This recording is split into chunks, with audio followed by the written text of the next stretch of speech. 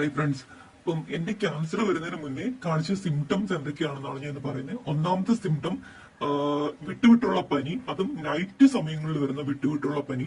രണ്ടാമത്തെ സിംറ്റം എന്ന് പറയുന്നത് നമ്മുടെ ബോഡിയിലെ നമ്മുടെ സ്കിന്നിലൊക്കെ റാഷസ് വരിക, അത് വന്നിട്ട് പോകാതിരിക്കുക, കുറെ നാൾ ഇങ്ങനെ നിൽക്കുക, പിന്നെ കാക്കപ്പുള്ളി അങ്ങനെയൊക്കെയുള്ള സാധനങ്ങളൊക്കെ പുതിയത് വരുന്ന സമയത്ത് ഉള്ള കാര്യങ്ങൾ. അതായിരുന്നു എന്റെ രണ്ടാമത്തെ സിംറ്റം. മൂന്നാമത്തേന്ന് വെച്ചാൽ ബ്രീത്തിങ് പ്രോബ്ലംസ്, ശ്വാസതടസ്സം, കയറ്റം കയറുമ്പോഴും ഇറങ്ങുമ്പോഴുള്ള ശ്വാസതടസ്സങ്ങള്.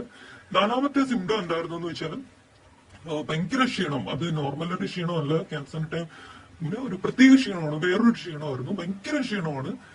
അതായിരുന്നു നാലാമത്തെ. പിന്നെ നമ്മുടെ ശരീരത്തിന് അഞ്ചാമത്തെ സിംറ്റം എന്ന് പറയുന്നത് രക്തസ്രാവം, അതായത് എവിടെയെങ്കിലും രക്തം വരിക, അങ്ങനെയൊക്കെയുള്ള കാര്യങ്ങളായിരുന്നു അഞ്ചാമത്തെ സിംറ്റം ആയിട്ടുണ്ടാവും. പിന്നെ ആറാമത്തെ സിംറ്റം എന്ന് വെച്ചാൽ വെയിറ്റ് ലോസ്, വെയിറ്റ് കുറയുന്നത്. ഏഴാമത്തെ സിംറ്റം എന്ന് പറയുന്നത് എന്റെ ഫുഡ് ഡൈജഷൻ, നമ്മൾ കഴിക്കുന്ന ഫുഡ് ഡൈജഷന്റെ കാര്യങ്ങളിൽ സ്റ്റമക്ക് പെയിനും പ്രോപ്പറായിട്ട് ഡൈജഷൻ നടക്കുന്നില്ലാത്തുള്ള കാര്യങ്ങൾ.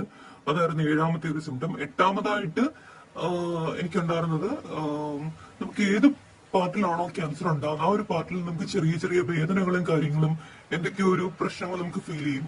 ഒമ്പതാമത്തെ സിംറ്റം ആയിട്ട് വന്നത് രൂപമാറ്റങ്ങൾ വരുന്നുണ്ട്.